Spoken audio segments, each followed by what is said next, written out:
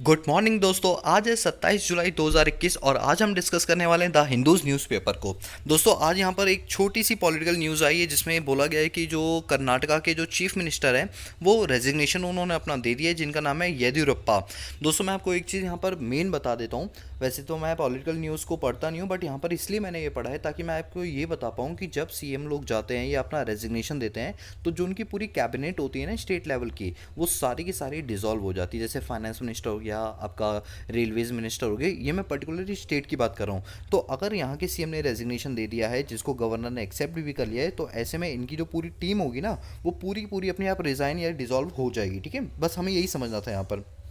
अब यहाँ पर देखो कि एक बहुत इंपॉर्टेंट न्यूज़ आ रही है और मैं इस बात को लेकर बहुत ज़्यादा खुश हूँ। पता है क्यों? आप देख रहे हैं यहाँ पर ये ओलंपिक्स हैं जिन्होंने अपना सिल्वर मेडल जीता था इंडिया के लिए, और ये जब इंदिरा गांधी एयरपोर्ट पर आई तो लोग इन्हें देखने के लिए बहुत ज़्यादा उत्सुक हुए, बहुत ज़्यादा भीड़ लग गई। और इनका नाम मीराबाई है। ठीक है, अब एक बात बताता हूँ। जो फर्स्ट नंबर पे जिनको गोल्ड मेडलिस्ट मिला है वो चाइना की प्लेयर हैं। तो क्या था ना कि अभी उन पर एलिगेशंस लगाए गए हैं कि उन्होंने ड्रग्स वगैरह लिए थे जिसके चलते उन्होंने अपना जो हैवी वेट है वो उठा पाया। अभी इस पर काम चल रहा है, जिस दिन रिपोर्ट आ जाएगी और अगर बाई एनी चांस उसमें ये डिक्लेयर हो गया कि चाइना के प्लेयर ने अपने पास ड्रग्स वगैरह लेकर ओलंपिक्स में भाग लिया था और वो फर्स्ट मेडल जीत गई हैं, यानी गोल्ड मेडल जीत गई हैं, तो अगर ऐसा मिलता है तो ऐसे केस में उनसे गोल्ड मेडल लेकर इनको दे दिया जाएगा और भारत जो है वो पहले पायदान पर आ जाएगा। तो देखते हैं, रिजल्ट का वेट करते हैं कि रिपोर्ट कब तक आएगी और देखते हैं क्या होता है। बट स्टिल अभी हम खुशी से ये बोल सकते हैं यस, भारत ने अपना पहला पदक जीत लिया, सिल्वर, जो कि मीराबाई ने जीता है। और जैसे ही वो इंदिरा गांधी एयरपोर्ट दिल्ली में आती है भीड़ उमड़ पड़ती है लोग उनको देखने के लिए। दोस्तों मुझे लगता है स्पोर्ट्स वाले लोगों को तभी इंपॉर्टेंस मिलती है जब वो कोई मेडल जीत के लेकर आते हैं, अदरवाइज उन पर कोई ध्यान नहीं देता। बाद में कुछ साल बाद इनके पास इनकम सोर्स भी नहीं बचती है। मतलब मैंने कई ऐसे केस देखे हैं जिनमें कई सारे लोग गोल्ड मेडलिस्ट हैं लेकिन बाद में 10 साल बाद उनके पास कोई जॉब्स वगैरह नहीं होती, क्योंकि वो तो खेल में लगे रहते हैं। एज के अकॉर्डिंग उनकी जो परफॉर्मेंस है वो डाउन होने लगती है, नए नए यंग लोग आने लग जाते हैं। तो कहीं ना कहीं हमें अपने प्लेयर्स का खासा ध्यान रखना चाहिए, उनके फाइनेंशियली सपोर्ट करना चाहिए ताकि उन्हें आगे जाके दिक्कत ना आए। ठीक है, अब अगर हम इसमें आगे बढ़ते हैं तो यहाँ पर यह है कि 6 पुलिसमैन जो है वो किल हुए आसाम और मिजोरम बॉर्डर पे। देखो जो आसाम है वो हमारे इंडिया में आती है, मिजोरम एक अलग हो गया। तो जो आसाम और मिजोरम का जो बॉर्डर है ना उस पर बहुत ज़्यादा इशूज़ चलते हैं, जिसमें देखा है जो सीआरपीएफ के जवान है, जो पुलिसमैन है, उसमें 6 पुलिसमैन जो है वो मारे गए। अब ये जो दंगे होते हैं ये ज़्यादातर बॉर्डर इलाकों में होते हैं कि ये हमारा बॉर्डर है, इससे हम शेयर नहीं कर सकते। ये एक छोटी सी एक न्यूज़ थी जो मैंने आपको बताना ज़रूरी नहीं समझा, तो थोड़ा सा बस मैंने आपको बता के ख़त्म कर दी बात।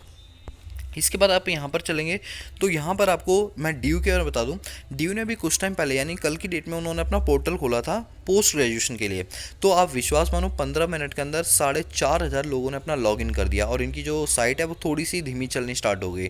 तो मेरा ये कहना है कि जब इतनी बड़ी बड़ी यूनिवर्सिटीज़ हैं तो इन लोगों को अपने पास इस तरह से वेबसाइट्स लॉन्च करनी चाहिए कि जब आप जानते हो आपके पास इतने सारे एनरोलमेंट्स आते हैं, इतने सारे स्टूडेंट्स रजिस्ट्रेशन के लिए आते हैं, तो उनको प्रॉब्लम फेस ना करनी पड़े, तो उन्हें पहले से ही इस तरह का ट्रैफिक यूज़ करना चाहिए कि हैवी ट्रैफिक में वो साइट चल पाए। आज के डेट में हमारे पास इतनी सारी टेक्नोलॉजी है, क्यों नहीं ये यूनिवर्सिटी उन टेक्नोलॉजीज़ का सही तरीके से यूज़ करती है जिसका खामियाजा स्टूडेंट्स को भुगतना पड़ता है साइट के धीरे चलने के चलते, या कोई भी रीज़न हो सकता है। ठीक है, चलो इसके बाद यहाँ पर और आगे चलते हैं। तो एक बहुत अच्छी न्यूज़ आ रही है, जैसे आपने देखा होगा मेल और फीमेल के लिए टॉयलेट बनते हैं। ठीक है, कभी आपने सोचा जो ट्रांसजेंडर यानी जो किन्नर सोसाइटी के लोग हैं वो अगर पब्लिक प्लेस में टॉयलेट के लिए जाएं तो वो कहाँ जाएंगे बताओ? मेल में घुसे या फीमेल में घुसे? फीमेल में घुसेंगे तो उनको प्रॉब्लम होगी क्योंकि वो उनको अलग समाज का दर्जा देती हैं, मेल में वो जा नहीं सकते। तो मेरे कहने का ये मतलब है, यहाँ पर एक दलील उठाई गई है जहाँ पर पब्लिक टॉयलेट्स में ट्रांसजेंडर ने अपनी डिमांड की है कि हमारे लिए भी एक सेपरेट टॉयलेट होने चाहिए, जैसे आपका मेल फीमेल होता है वैसे ही ट्रांसजेंडर भी होना चाहिए। जिस बात को लेकर दिल्ली हाई कोर्ट ने अभी इस बात की सुनवाई करनी बाकी है, और वो ये कहते हैं ट्रांसजेंडर की हमें पब्लिक हरासमेंट फेस करनी पड़ती है। लोग हमें इस तरह से देखते हैं जैसे हम एक अलग दुनिया से आए हुए हैं, ना हमें पब्लिक वो सुविधाएं मिलती है जो बाकी लोगों को मिलती हैं। और ये बात बिल्कुल सही है, मैं उनके साथ बिल्कुल खड़ा हूँ कि कहीं ना कहीं ये चीज़ें जो हैं नेगलेक्ट की जाती है हमारे सोसाइटी के थ्रू। हमें ये समझना चाहिए कि माना को वो एक ट्रांसजेंडर है, वो है इंसान, हमें सबसे पहले ये चीज़ देखनी है कि वो एक इंसान है, और एक इंसान और इंसान की वैल्यू क्या होती है ये हम लोगों को बिल्कुल समझना चाहिए। ठीक है। तो प्लीज़ अपने अपने लेवल पे अगर आप ये चीज़ समझेंगे तो बहुत अच्छा रहेगा। बाकी देखते हैं सुप्रीम कोर्ट और हाई कोर्ट का डिसीजन अभी इस पर क्या आता है। इसके बाद यहाँ तो कोई ऐसी खास न्यूज़ इसमें है नहीं। इसके बाद यहाँ पर मेट्रो की बात बोली कि आप जानते हैं कल दिल्ली के अंदर फुल कैपेसिटी में मेट्रो चली, जिसके बाद इतना ज़्यादा रश हो गया कि हमें फिर से प्रोटोकॉल वगैरह बनाने पड़ गए। तो ये तो चलो लोकल लेवल की न्यूज़ है। यहाँ पर मैं आपको बताता हूँ कि बीजेपी लोगों ने डिमांड की है कि जितने भी कोविड-19 के विक्टिम्स हैं जिनकी डेथ हो गई है, तो उनको मुआवजे के तौर पे 50,000 रुपये से लेकर 10 लाख रुपए मिलने चाहिए। दोस्तों ये पॉलिसीज़ अभी रामवीर सिंह बिदुरी ने बोली है, ठीक है। अब मुझे नहीं पता ये आगे जाके क्या होगा क्या नहीं होगा, बट हाँ अभी इनकी तरफ से एक प्रपोजल रखा गया है कि हम जो है रिलीफ की डिमांड करते हैं सेंट्रल गवर्नमेंट से कि वो कोविड-19 विक्टिम्स को 50,000 से लेकर 10 लाख रुपए तक का क्या देंगे, मुआवजा देंगे। बाकी देखते हैं इसमें कितनी ट्रांसपेरेंसी बनी रहती है, क्या क्या चीज़ें इसके अंदर होती हैं और क्या क्या चीज़ें नहीं होती हैं, ठीक है। इसके बाद अगर हम आगे चलें यहाँ पर, तो यहाँ पे अभी तो फ़िलहाल ऐसी कोई न्यूज़ नहीं है जो मुझे आपको अभी बतानी चाहिए, ठीक है। यहाँ देखिए, ये हमारी इकोलॉजिकल से न्यूज़ है, दैट इज़ कि माइक्रोबाइट्स जो होते हैं, एक आपका कह सकते हो बैक्टीरिया है जो कि यमुना रिवर के अंदर एक लिमिट से ज़्यादा क्रॉस हो चुका है, जो कि ह्यूमन और एनिमल से फैलता है। देखो अब क्या है ना कि जितने भी हमारी नदी नाले होते हैं उनमें क्या होते हैं, लाशें फेंक दी जाती हैं, चाहे वो जानवरों की हो चाहे वो इंसानों की है, तो अल्टीमेटली पानी क्या होगा आपका, पॉल्यूट होगा। अब आप जानते हो दिल्ली के अंदर जो मेन पानी है वो कहाँ से आता है, यमुना का। पीने वाला पानी जो बनाया जाता है वो यमुना नदी से बनाया जाता है। अब यमुना नदी में अगर माइक्रोवेव्स पाए जाएंगे तो आप सोच के चलिए कि ह्यूमन हेल्थ पर उसका कितना बड़ा इम्पैक्ट पड़ेगा। इस बात को लेकर दिल्ली गवर्नमेंट ने बहुत चिंता व्यक्त की और आने वाले टाइम के अंदर कुछ ऐसी चीज़ें बनाई जाएंगी जिनके चलते इन सारी चीज़ों को जो है वो सुधारा जाएगा, ठीक है। और आप जानते हो दिल्ली वालों को तो पानी कहाँ से मिलता है, यमुना नदी से ही मिलता है। तो ये एक टॉक्सिक फॉर्म हो गया, टॉक्सिक मतलब आप कह सकते हो तो एक केमिकल रिएक्शन बन गया पानी के अंदर, जो हमारी हेल्थ के लिए बहुत ही ज़्यादा क्या है, ख़राब है। इसके बाद अगर हम आगे चलें तो यहाँ पे यूपी बीजेपी के जो एमएलए वो क्लेम कर रहे हैं कि ऑक्सीजन की स्कैरिसिटी से हंड्रेड्स ऑफ जो है वो डेथ हुई है। भाई साहब मैं तो बोल रहा हूँ हंड्रेड नहीं बल्कि लैक्स ऑफ डेथ हुई हैं ऑक्सीजन स्कैरिसिटी की वजह से। बाकी स्कूल को रीओपन किया गया है, तो ये कोई बड़ी बात नहीं है स्कूल को रीओपन करना। अभी रीओपन करेंगे, कुछ टाइम बाद जब थर्ड वेव आएगी तो फिर से क्लोज डाउन करेंगे, लेकिन तब तक बच्चों अगर थोड़ी बहुत एक्टिविटी फिजिकल करते तो मेरे हिसाब से ये बहुत ही अच्छी चीज़ है। बाकी अगर हम आगे चलते हैं तो यहाँ पे तो कोई ऐसी न्यूज़ है नहीं, ये सारी वैसी न्यूज़ है। और यहाँ पे देखिए आप एक चीज़ नोटिस करिए, जब भी आप कहीं पर मरीन ड्राइव के लिए जाते हैं, मरीन ड्राइव मतलब जो समुद्र के किनारे का इलाका होता है, तो दोस्तों क्या होता है हम बहुत खुशी में जाते हैं, वहाँ पर हम खाते पीते हैं, जो प्लास्टिक की बॉटल्स होती है वो हम फेंक देते हैं, जो चिप्स वगैरह के पैकेट होते हैं वो हम फेंक देते हैं। आपको बड़ा मज़ा आता है क्योंकि आपको क्या फ़र्क पड़ता है कि वो नदी में जा रहा है, नाले में जा रहा है, समुद्र में जा रहा है, कहाँ जा रहा है, आप अपने घर को साफ़ रखो बस, बात खत्म है ना। हम लोग यही मैंटालिटी रखते हैं, लेकिन आपको ये नहीं पता कि जो मछलियाँ उनके अंदर है वो उनके में कांटा चुभ जाता है, कभी वो धागे से उलझ जाती हैं, तो इससे जो हमारा मरीन जो सिस्टम है वो ख़राब हो जाता है just because of human error. मतलब हम लोगों की गलती की वजह से उसका भुगतान कौन कर रहा है, जो मछलियाँ हैं, जो जीव जंतु है जो पानी में रहते हैं। और उससे बड़ी चीज़ की जो मरीन ड्राइव है वो इतना ज़्यादा गंदा हो जाता है, जिस चीज़ की हमें नेचुरल ब्यूटी चाहिए वही इतना ज़्यादा हो जाता है। यहाँ देखिए वर्कर जो है कितनी मेहनत से ये कूड़ा इकट्ठा करने में लगे हुए हैं, किसने फैलाया, इंसानों ने। अगर इंसान ये कूड़ा ना फैलाते तो इकोलॉजिकल भी अच्छा इफेक्ट पड़ता और ना हमें इन वर्कर्स को इतनी ज़्यादा सैलरी देकर ये काम करवाना पड़ता। तो दोस्तों हमें अपने लेवल पे ये चीज़ सोचनी चाहिए कि जहाँ भी हम जा रहे हैं, कहीं भी जाए, मैं ये नहीं कह रहा मरीन ड्राइव पे, आप रोड पे भी जा रहे हैं तो अपना कचरा या तो डस्टबिन में डालें, और अगर वहाँ पर अवेलेबल नहीं है तो अपने बैग में रख लें, अपने हाथ में रख लें, जहाँ आपको मिले वहाँ डंप कर दें। लेकिन खुलेआम ना फेंकें, क्योंकि खुलेआम फेंकना एक जिम्मेदार नागरिक की पहचान नहीं होती है। ये कौन नागरिक होते हैं, ये वो लोग होते हैं जिन्हें कोई परवाह नहीं होती है, और फिर ये सिस्टम को उंगली करते हैं कि नहीं सिस्टम ही ख़राब है। दोस्तों सिस्टम नहीं ख़राब, ख़राब हम लोग हैं। अगर हम अपने लेवल पे चीज़ों को सुधारेंगे तो आने वाले टाइम के अंदर सरकारें भी हमारे लिए कर सकती है। अब मोदी जी ने डस्टबिन बना के दे दिए तो इट डजंट मीन ना कि मोदी जी खुद आके वो उसमें डालेंगे, ये हमारी रिस्पॉन्सिबिलिटी कि हम उसमें डालें। और अगर हम नहीं डालते तो बेटा फिर इसमें मोदी जी क्या करेंगे आप बताओ। मोदी जी यार डिप्लोमेटिक लेवल पे अपने रिलेशन बिल्डअप करें अलग अलग कंट्री से, या बैठ के कूड़ा बीने, आप खुद सोचो ना ये चीज़ें। तो हमें अपने लेवल पे भी ये चीज़ें करनी चाहिए, ठीक है। इसके अगर हम आगे चलते हैं यहाँ पर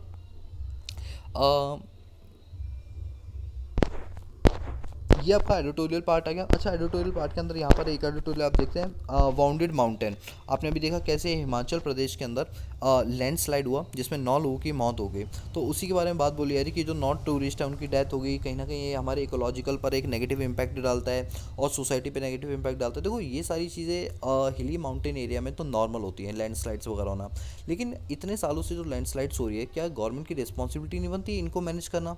माना नेचुरल डिजास्टर मैनेज नहीं कर सकते, बट अपने लेवल पे मैनेज किया जा सकता है, उसका प्री डिटर्मिनेंट अलार्म किया जा सकता है। तो ये कोई सेफ्टी मेजर्स हैं जो गवर्नमेंट के द्वारा लिए जाने चाहिए। हिमालय एरियाज़ हो गया, उत्तराखंड के एरियाज़ हो गए, या जितने भी पहाड़ी इलाके हैं इन पर लिया जाना चाहिए। इस बात को लेकर इन्होंने एक एडिटोरियल बनाया हुआ है। इसके बाद यहाँ पर एक इमिग्रेंट बिल की बात की गई, इमिग्रेशन एक्ट 1983 की। कहा जा रहा है कि इस एक्ट में कई मेजर चेंजेस किए जा रहे हैं। 2021 के अंदर एक बिल बनाया जा रहा है जिसको ये अभी लोकसभा राज्यसभा से पास कराया जाएगा।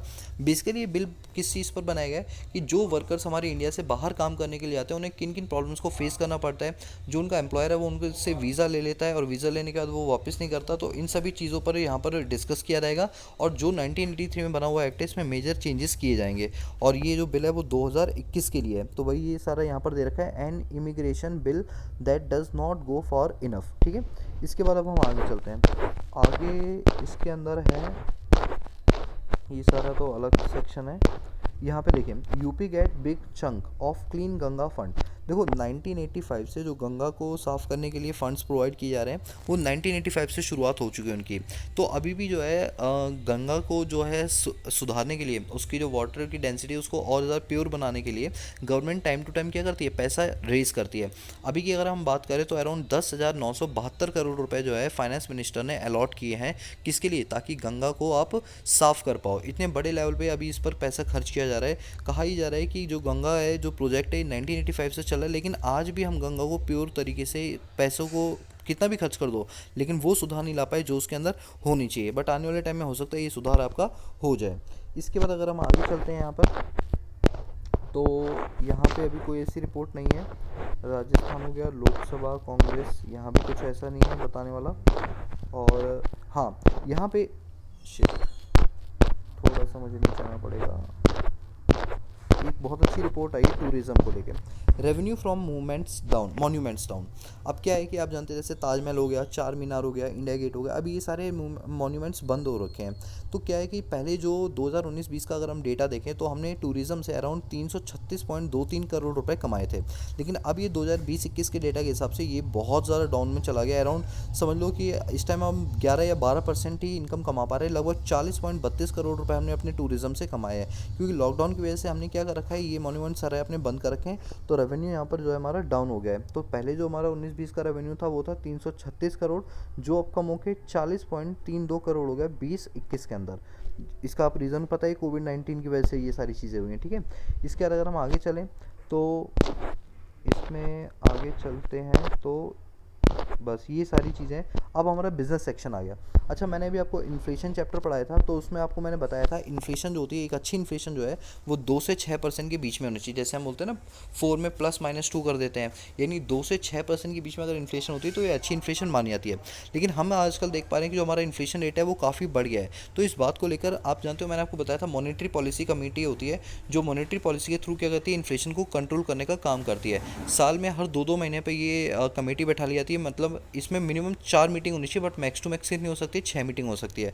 तो अब एमपीसी के द्वारा ये चीज़ जारी की गई है आरबीआई में। एमपीसी मॉनेटरी पॉलिसी कमेटी का जो पैनल होता है उसने डिसाइड किया है कि वो 6 अगस्त को सारी पॉलिसी को रिव्यू करेगा और वो कई सारी चीज़ें लेकर आएगा, जिससे क्या होगा कि हम अपनी इन्फ्लेशन को क्या कर सकेंगे, कंट्रोल कर सकेंगे। आप जानते हो इसमें बैंक रेट हो गया, सीआरआर हो गया, एसएलआर हो गया, इन सभी रेटों को वो अप डाउन करते हैं जिससे इन्फ्लेशन को कंट्रोल किया जा सकता है। और साल में 6 बार होती है जो कि आरबीआई के द्वारा की जाती है।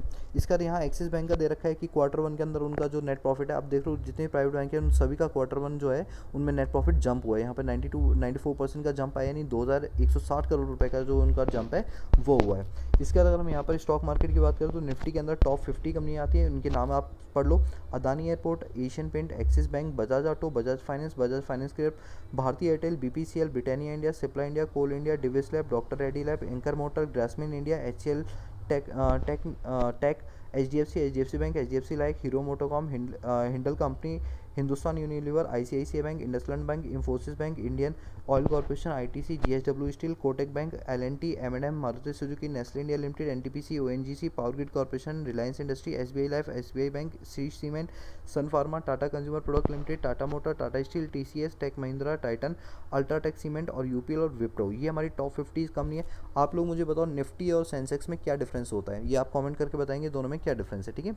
अब अगर हम एयरपोर्ट की बात करें तो आप जानते हो लॉकडाउन के चलते हमारी इंटरनेशनल फ्लाइट्स जो है वो रुकी हुई हैं बहुत ज़्यादा, जिसके चलते इंडियन एयरपोर्ट को लगभग 7,000 करोड़ का लॉस हुआ है फाइनेंशियल ईयर 2021 के अंदर, जो कि बहुत बड़ा लॉस है। तो बाकी यही सारी चीज़ें बिजनेस सेक्शन के अंदर, और तो इसमें कुछ खास चीज़ नहीं है, बाकी ठीक है, बस इतना ही है। आगे तो स्पोर्ट्स न्यूज़ आ जाती है। तो आज के हिंदू न्यूज़पेपर के लिए डिस्कशन हम इतना ही रखते हैं, बाकी नेक्स्ट टाइम मिलेंगे एक और न्यूज़पेपर एनालिसिस के साथ। और दोस्तों साथ के साथ हमारी जो इकोनॉमिक्स वाली सीरीज़ है उसको भी आप देखते रहना, जो कि हमारा इकोनॉमिक्स सीरीज वाले चैनल पर अवेलेबल होती है, ठीक है। तो आज के लिए इतना ही, मिलते हैं नेक्स्ट क्लास में, तब तक के लिए पीस आउट।